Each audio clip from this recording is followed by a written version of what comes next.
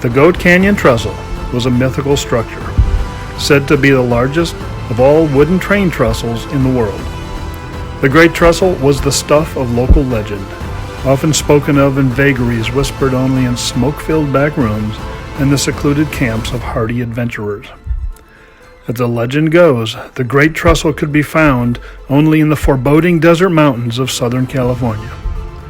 This is a story of those brave fathers and sons who threw care to the wind to find and explore the Great Goat Canyon Trestle. This story started over 100 years ago with the San Diego and Arizona Railroad, which later became known as the Impossible Railroad.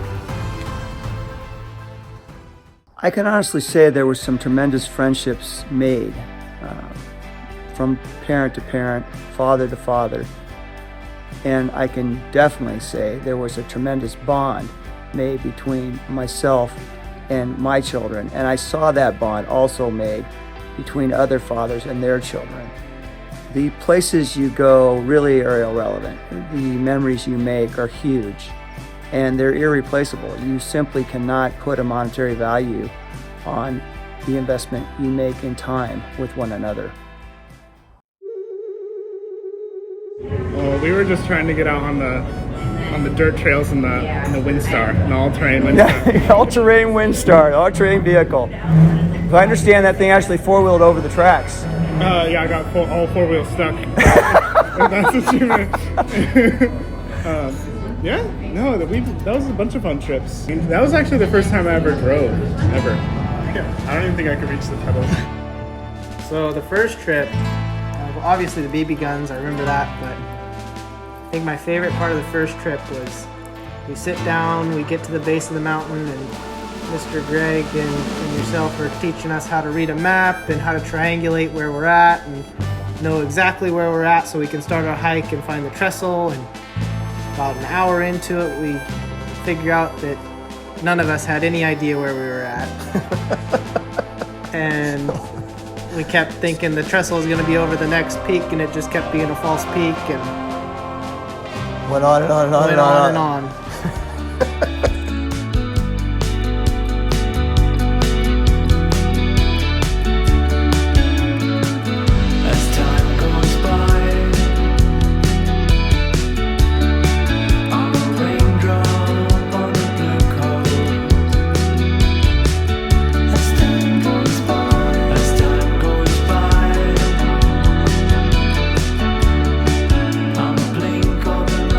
If I remember right, you got us to the right final gorge.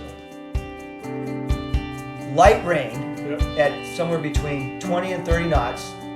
Yep, good words. And we look down through the final gorge.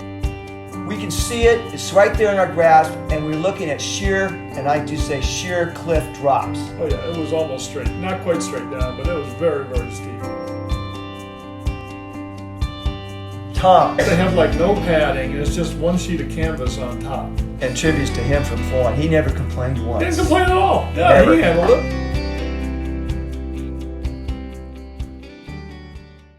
The sports station going right.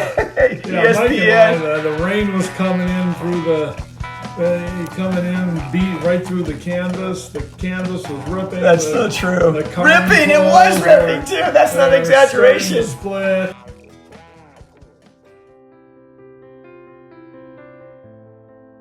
Just trying to find our way over there and having it be following the tracks, but still not having the daylight or the wherewithal to get out there in the sense, you know? That's right. I remember there was many. How many times did it take us to get out there? It's like 3, right? 3 trips. 3 trips. Yeah. Back to the trestle. The history of that was going out of Homewood down into, I think it was Plaster City in the desert. Which Plaster City is the largest production, I think, in the United States of plaster mining. And gypsum. Yeah. Yep. For plaster. That was the main commercial use of the railway. Freckles sold the commercial aspect to the general consumer as a folly. He was trying to figure out anybody and everybody he could get to pay for trains. So of course there were a lot of farms. So a lot of the produce would go from San Diego over the mountain to Arizona. But also it was a tourist attraction. You could actually pay. Right. You could actually pay, and there would be luxury cars you go over and dining cars, and they would stop at the Goat Canyon Trestle, and people would get out and walk around.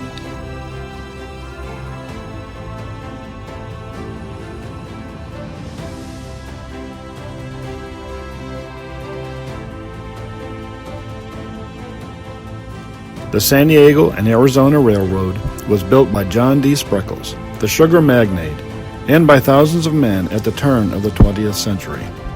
In 1906, John Spreckels announced that a railroad would finally be built connecting San Diego to Arizona and the rest of the United States.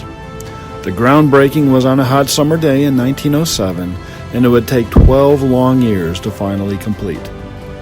The planned route would cover rugged terrain in both Mexico and the United States, crossing sandy flatlands, rivers, and finally the majestic Cuyamaca Mountains, before settling into the Anza Borrego Desert Valley on its way to Plaster City and Yuma, Arizona. In the early years, the work would be largely accomplished with hard labor from hundreds of strong-bodied men carrying rock, sand, tools, gunpowder by hand. Living in tents and rough shacks next to the tracks, these hardy souls labored year-round, suffering hot summers where temperatures were often over 100 degrees Fahrenheit. These men battled the heat, snakes, ticks, and the prickly spines from a myriad of desert cacti. During operation, the railroad was plagued with problems, including track washouts, landslides, tunnel cave-ins, and train derailments. After a couple years of sweaty, tedious labor, the project became known as the Impossible Railroad, and it is known by this name today by many of its fans and aficionados. Little did they know how true this nickname would be, as not only did they battle the weather, the pests, and the rugged mountain terrain, but they would eventually get caught in the middle of the Mexican Revolution. At times, trains were commandeered by both the Federale troops and later by Pancho Villa's revolutionaries. At times, the armies would impress workers into their fighting ranks. Those people were never to work on the tracks again. In 1918, the Spanish flu supervirus, which killed millions of people globally, swept through the camps, eventually infecting hundreds of workers and killing 28. In fact, more men died from the flu than ever died from accidents. But finally, in 1919, John D. Spreckels drove the Golden Spike, and the Impossible Railroad was finally ready to take trains loaded with produce, gypsum, and even tourists across the mountains. San Diego finally had its own railroad connecting it to lands east. John Spreckels was elated that his vision had finally come to completion, and he remarked the day he drove the Golden Spike was the happiest day of his life. The Impossible Railroad was open for business.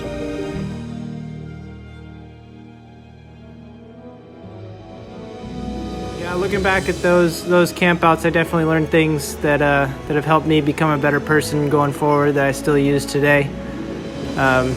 Definitely times to remember. Looking back, that has impressed you, that may help you in your life going forward? Determination. Which was actually presented as being the largest wood world trestle ever built. Yep. And that's to this date in question, but not debated very often. Right? Yeah. At the time it may have been, or was it? Do you know one way or the other if it was questioned back at the time when it was being Well, built my in the 1900s? understanding is that it isn't either of those. It's not the largest in the U.S. and it's Interesting. yeah, but it's close. It's still big. Oh, there's no doubt.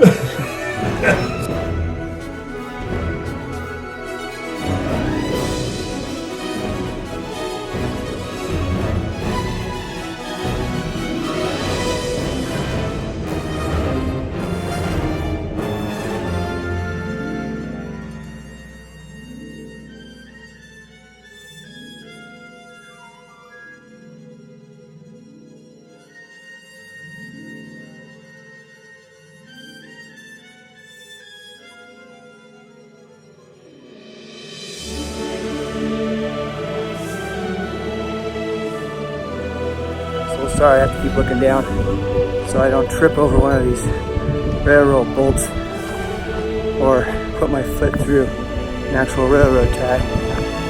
That would not be a good thing.